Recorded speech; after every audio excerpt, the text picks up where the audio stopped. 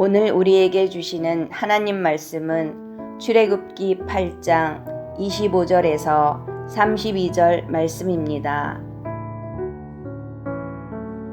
바로가 모세와 아론을 불러 이르되 너희는 가서 이 땅에서 너희 하나님께 제사를 드리라. 모세가 이르되 그리함은 부당하니이다. 우리가 우리 하나님 여호와께 제사를 드리는 것은 애굽 사람이 싫어하는 바인즉 우리가 만일 애굽 사람의 목전에서 제사를 드리면 그들이 그것을 미워하여 우리를 돌로 치지 아니하리이까. 우리가 사흘 길쯤 광야로 들어가서 우리 하나님 여호와께 제사를 드리되 우리에게 명령하시는 대로 하려 하나이다. 바로가 이르되 내가 너희를 보내리니 너희가 너희의 하나님 여호와께 광야에서 제사를 드릴 것이나 너무 멀리 가지는 말라. 그런즉 너희는 나를 위하여 간구하라. 모세가 이르되 내가 왕을 떠나가서 여호와께 간구하리니 내일이면 파리떼가 바로와 바로의 신하와 바로의 백성을 떠나려니와 바로는 이 백성을 보내어 여호와께 제사를 드리는 일에 다시 거짓을 행하지 마소서 하고 모세가 바로를 떠나 나와서 여호와께 간구하니 여호와께서 모세의 말대로 하시니 그 파리떼가 바로와 그의 신하와 그의 백성에게서 떠나니 하나도 남지 아니하였더라. 그러나 바로가 이때에도 그의 마음을 완강하게 하여 그 백성을 보내지 아니하였더라.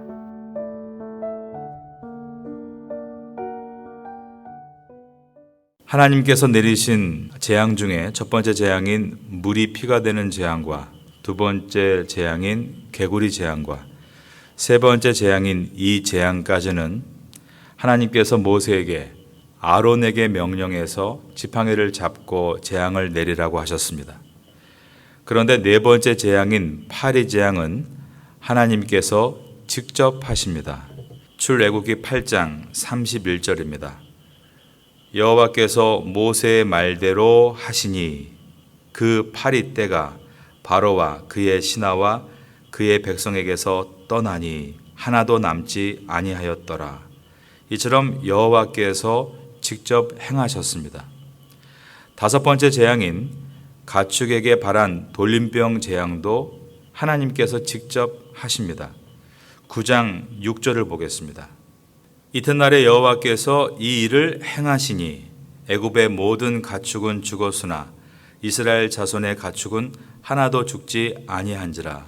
그리고 여섯 번째 재앙인 사람에게 발한 악성 종기 재앙은 하나님께서 모세에게 재를 하늘에 날리라고 하셨습니다.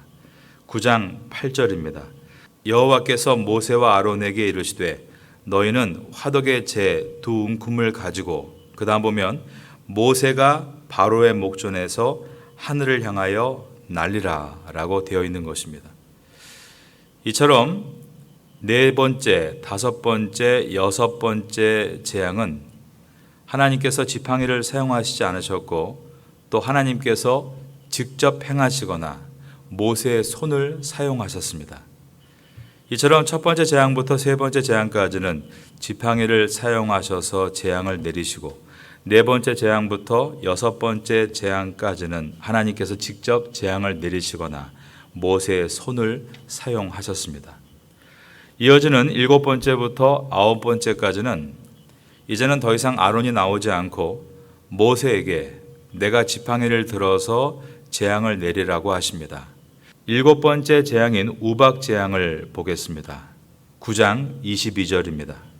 여호와께서 모세에게 이르시되 너는 하늘을 향하여 손을 들어 애굽 전국에 우박이 애굽 땅의 사람과 짐승과 밭의 모든 채소에 내리게 하라.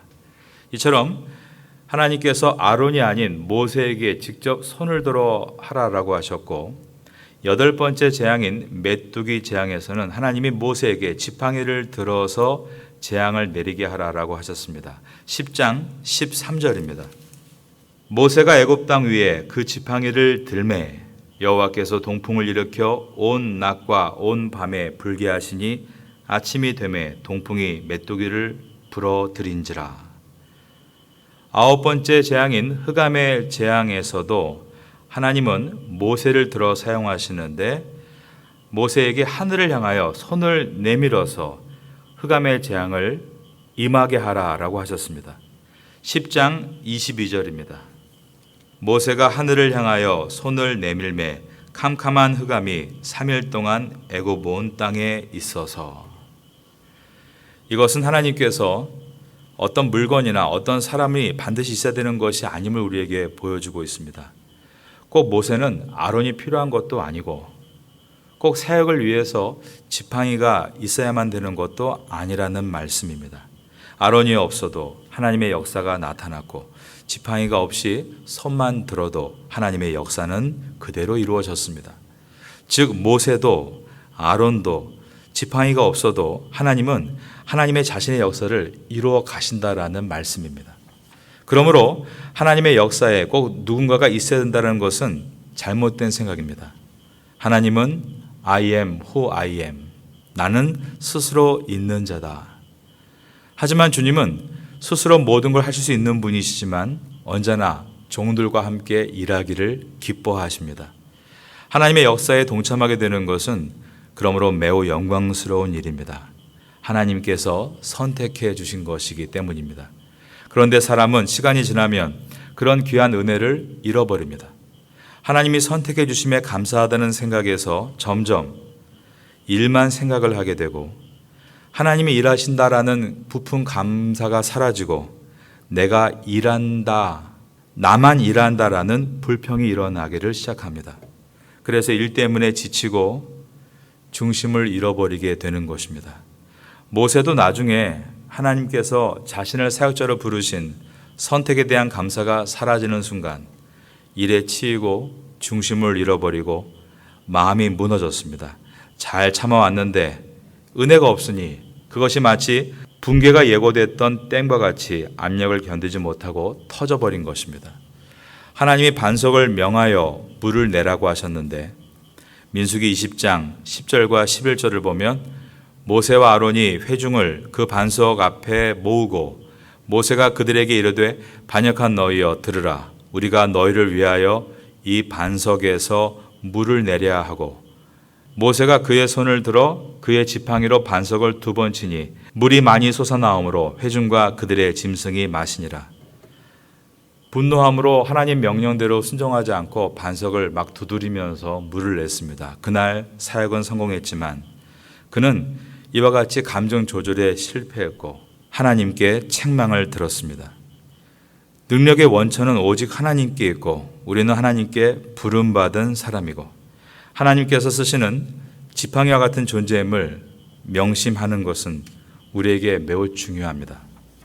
모세는 출애굽을 한 이후에 사역에 둘러싸여서 정신적으로 힘든 상황들을 매우 많이 만났습니다. 출애굽기서는 특별히 리더십에 대해서 많은 것을 생각하게 도와주는데 오늘 한 가지를 우리가 점검하고 싶은 것은 Balance in Self-Management, 자기 관리의 균형입니다. 자기 관리의 균형이 깨질 때 우린 그것을 탈진이라고 부릅니다. 미국의 시카고 윌로우 크릭 교회 담임 목사인 빌 하이벨스 목사님이 1989년 12월에 겪었던 탈진에 대한 자기 이야기를 책으로 기술한 적이 있습니다. 1975년에 윌로우 크릭 교회를 개척하고 단 10여 년 만에 미국에서 가장 큰 교회로 키워냈습니다. 그런데 1989년 12월의 어느 주일 아침에 설교를 준비하고 있던 그는 원인도 알 수 없는 피로감과 허탈감으로 갑자기 책상 앞에 엎드려 울었다고 합니다. 그런데 쉽게 쉴 수 있는 상황은 아니었습니다. 윌로우 크릭 교회가 2,400만 달러 규모의 새 성전을 건축을 시작하고 있었고 각종 회의와 설교 준비로 시간에 쫓기고 있었기 때문입니다. 그는 뼈를 깎는 기도와 말씀으로 간신히 위기를 모면했는데 그 후에 깨달은 것은 자기 관리의 균형을 맞추지 않으면 누구든지 이런 위기를 맞을 수 있다라는 것이었습니다. 그는 말하기를 우리는 항상 3가지 계기판을 주의 깊게 살펴야 한다고 했습니다. 첫째가 육체적 계기판이라고 했습니다. 너무 속도를 내다가 육체가 망가지지 않도록 항상 돌아봐야 한다는 것입니다. 두 번째가 영적 계기판을 보라고 했습니다. 말씀과 기도가 소홀해지면서 영적인 구멍이 생기지 않도록 해야 한다는 것입니다. 세 번째로 감정 계기판을 잘 보라고 했습니다. 일에 중독된 사람들이 주로 놓치는 것이 이 감정 계기판이라고 합니다. 너무 목표 중심으로 달려가다 보면 어느 순간 감정의 체인이 탁 하고 끊긴다는 것입니다. 거기서 심각한 탈진이 발생한다고 했습니다. 그래서 잠시 숨을 가다듬는 훈련, 잠시 쉬어갈 수 있는 훈련이 필요하다고 했습니다. 그렇지 않고 감정의 계기판을 주시하지 않고 달리다가 펑 하고 터지면 돌발적인 행동을 하게 되는데 엉뚱한 나쁜 일에 빠지고 중독이 돼서 대형 사고로 이어질 수 있다는 것이었습니다. 빌 하이베스 목사님은 이 사건을 겪은 후에 낡은 배를 하나 구입해서 1년에 한 번씩은 먼 바다를 여행한 것으로 잘 알려져 있습니다. 사랑의 교회 담임 목사하셨던 오카는 목사님은 카메라 하나를 들고 사진을 찍은 것으로도 알려져 있습니다. 분당 우리 교회 이찬수 목사님은 일주일에 한 번씩 꼭 산에 오른다는 말을 들은 적이 있습니다. 저도 일에 중독되기 쉬운 경향이기 때문에 항상 감정적 계기판을 점검하려고 노력을 합니다. 건전한 취미 생활을 개발하는 것이죠. 여러분도 육체적 계기판, 영적 계기판, 그리고 감정 계기판을 잘 살피시면 좋겠습니다. 그리고 모세가 감정 계기판에 문제가 생겨 가나안 땅을 눈앞에 두고 실패를 겪었던 것을 반면 교사로 삼아서 우리가 주님의 도구라는 것, 능력의 원천은 주님께 있다라는 것, 그리고 믿음이란 이것을 믿고 온전히 주님께 맡기는 담대함이라는 사실을 잊지 마시기를 바랍니다. 담대함이 없고 걱정하고 있는 것은 사실 믿음이 없는 것이죠. 저는 일 때문에 머리가 아플 때 잠자리에 들면서 이런 기도 자주 합니다. 하나님, 이 모든 일의 주인은 하나님이십니다.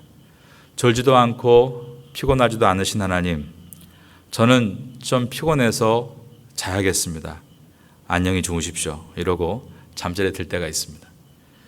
잠 못 자고 고민하고 스트레스 받고 스트레스를 풀려고 인터넷 보고 영화 보고 그렇게 앉아 있는 것보다 그냥 빨리 자고 새벽 기도에 나와서 기도하는 것이 500% 아니 1000%더 좋습니다.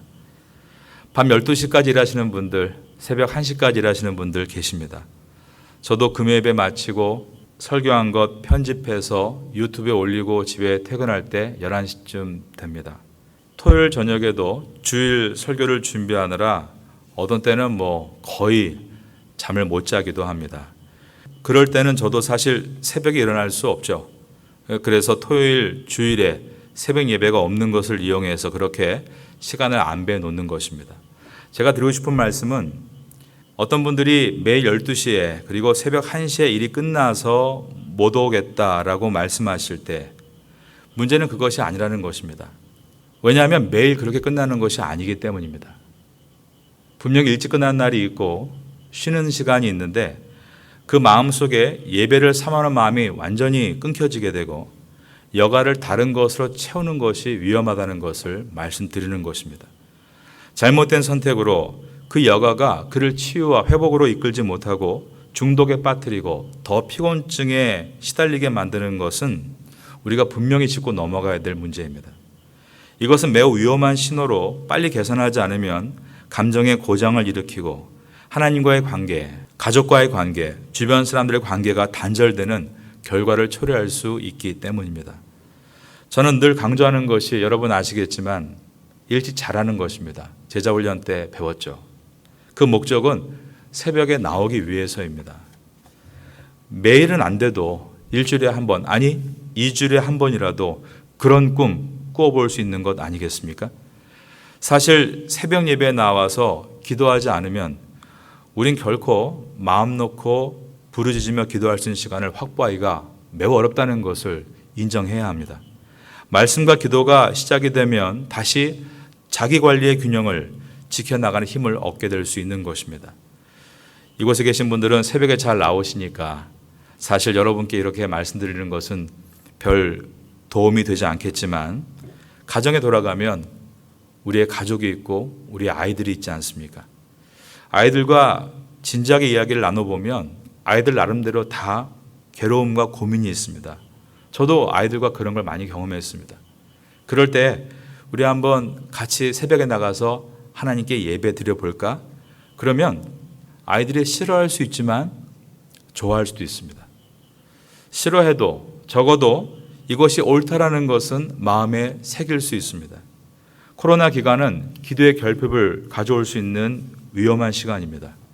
코로나를 잘 극복하기 위해서는 육체적 계기판, 영적 계기판, 감정 계기판을 잘 들여다보면서 건강을 잘 지켜나가야 하는 것입니다.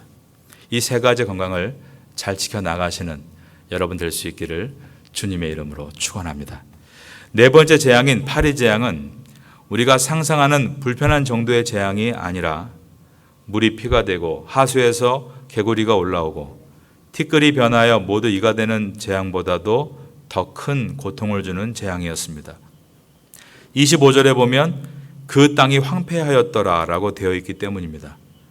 땅이 황폐해질 정도로 매우 심각한 재앙이 파리 재앙이었습니다. 바로는 이스라엘 백성들을 내보내지 않을 수 없게 되자 모세와 아론을 불러서 애굽 땅 안에서 하나님께 제사를 드리라 라고 말합니다. 25절을 보겠습니다. 바로가 모세와 아론을 불러 이르되 너희는 가서 이 땅에서 너희 하나님께 제사를 드리라. 바로는 이 땅에서 제사를 드리라며 모세에게 정치적인 타협안을 내놓으려고 합니다. 모세는 처음과 다른 부당한 말이라고 그럴 수 없다라고 말합니다. 26절입니다. 모세가 이르되 그리함은 부당하니이다. 우리가 우리 하나님 여호와께 제사를 드리는 것은 애굽 사람이 싫어하는 바인즉 우리가 만일 애굽 사람의 목전에서 제사를 드리면 그들이 그것을 미워하여 우리를 돌로 치지 아니하리이까. 애굽 사람들은 많은 신을 믿었는데 그 중에 황소의 신 아피스가 있습니다. 광야에서 모세가 시내산에서 40일에 걸쳐서 십계명을 받았을 때 아래에서는 사람들이 기다리지 못하고 자기들이 하나님을 만들죠. 금을 녹여 만든 신이 황금 송아지였습니다. 애굽의 대표적인 신 중에 하나가 황소의 신 아피스였기 때문에 그들이 늘 보던 신의 모양을 그대로 재현해서 만든 것입니다. 애굽인들은 소를 신성시했고 소를 함부로 죽이지 않았습니다. 그런데 하나님께 제사를 드리는 즉 소의 각을 떠서 피를 빼고 태워드리는 이 제사를 만일 애굽 땅에서 행하게 된다면 애굽 사람들이 우리에게 돌을 던질 것입니다 라고 모세가 말한 것입니다. 26절을 다시 한번 보겠습니다. 모세가 이르되 그리하면 부당하니이다. 우리가 우리 하나님 여호와께 제사를 드리는 것은 애굽 사람이 싫어하는 바인즉 우리가 만일 애굽 사람의 목전에서 제사를 드리면 그들이 그것을 미워하여 우리를 돌로 치지 아니하리이까. 모세는 처음에 하나님께서 명령하신 것처럼 사흘길쯤 광야로 들어가서 여호와께 제사를 드리겠다라고 합니다. 27절입니다. 우리가 사흘길쯤 광야로 들어가서 우리 하나님 여호와께 제사를 드리되 우리에게 명령하시는 대로 하려 하나이다. 바로는 그러면 너무 멀리 가지는 말라고 합니다. 28절입니다. 바로가 이르되 내가 너희를 보내리니 너희가 너희 하나님 여호와께 광야에서 제사를 드릴 것이나 너무 멀리 가지는 말라. 그런즉 너희는 나를 위하여 간구하라. 너무 멀리 가지는 말라 이 말은 다시 잡기 위해서입니다. 그리고 나를 위해서 기도하라라는 말은 여전히 너희가 하던 대로 애굽의 제사를 따르라라고 말하고 있습니다. 이것은 종교적인 혼합을 말하고 있는 것입니다. 매우 위험한 것입니다. 우리가 결단할 것은 결단하고 자를 것은 자르고 돌이킬 것은 돌이켜야 합니다. 이 정도면 됐다라고 하는 순간 우리는 혼합주의에 빠지게 되고 이스라엘 백성들은 처음에 광야에 나아가 애굽의 제사법을 따라서 황금 송아지를 만들려고 했던 것입니다. 그리고 나중에 바로는 정말 이스라엘 백성을 맹추격해 옵니다. 결국 그들을 다시 잡아가기 위해서였습니다. 그러나 하나님께서 불로 그들 사이를 막으셨고 불이 사라지고 또 추격해 올 때는 홍해길로 들어서게 하셨고 이스라엘 백성은 이미 다 빠져나간 상태에서 홍해가 다시 바다로 변하자 모두 익사합니다. 모세는 바로의 약속을 믿고 자신도 하나님께 간구해서 그러면 내일이면 파리떼가 다 떠나겠다라고 약속을 합니다. 그러나 또 바로는 그 약속을 지키지 않으므로 이제 그 다음 재앙으로 넘어가게 됩니다. 29절부터 보겠습니다.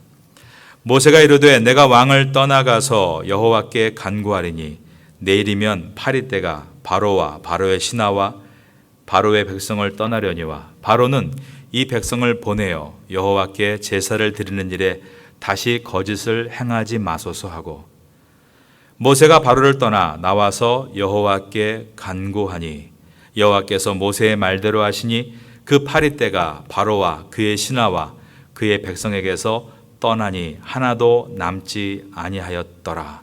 그러나 오늘 마지막 절 32절을 보시면 바로는 또다시 마음을 강박하게 해서 약속을 어깁니다. 그러나 바로가 이때에도 그의 마음을 완강하게 하여 그 백성을 보내지 아니하였더라. 마음을 완강하게 했다. 앞에서 늘 보던 대로 자동사로서 바로가 욕심을 포기하지 못했다라는 말입니다. 우리는 충성된 종이 되어서 약속을 잘 지키는 성도가 되면 좋겠습니다. 하나님과의 약속, 사랑과의 약속.